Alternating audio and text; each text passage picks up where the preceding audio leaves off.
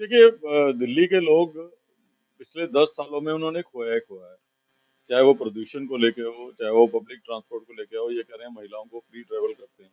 मैं तो खुद ट्रांसपोर्ट मिनिस्टर रहा हूँ। जब मैं ट्रांसपोर्ट मिनिस्टर था, दिल्ली में 6,000 बसेस थी, आज घट के 2,500-3,000 बसेस रह गई हैं।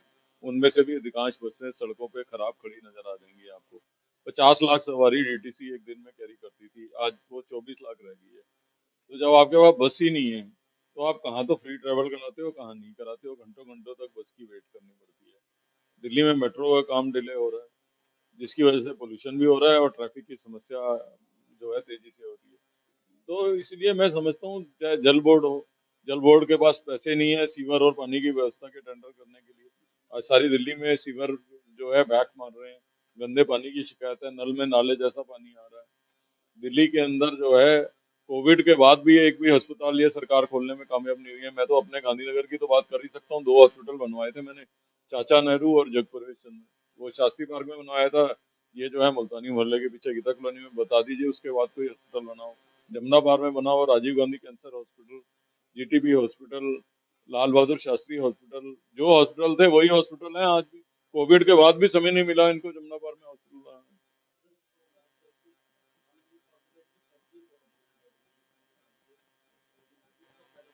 देखिए आम आदमी पार्टी की सरकार है।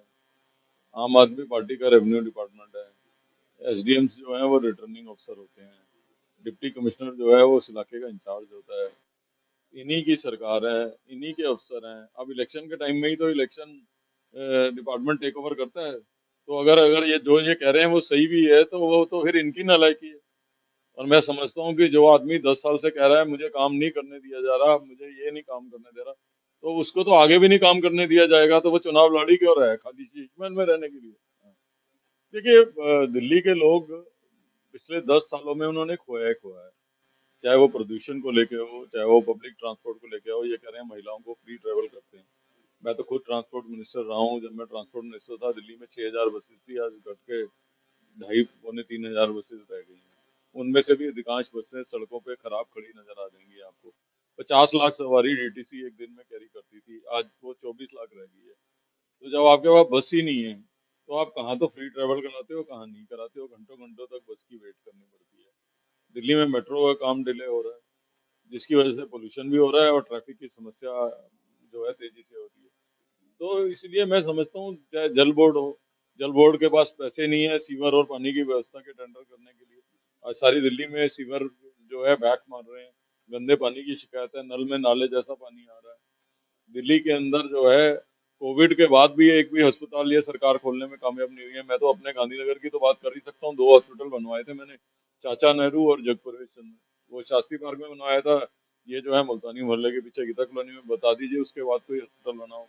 जमुना पार में बना हो Rajiv Gandhi cancer hospital, GTB hospital, Lal Bahadur Shastri hospital. जो हॉस्पिटल थे वही हॉस्पिटल है आज भी। कोविड के बाद भी समय नहीं मिला इनको जमुना पार में हॉस्पिटल बनाने।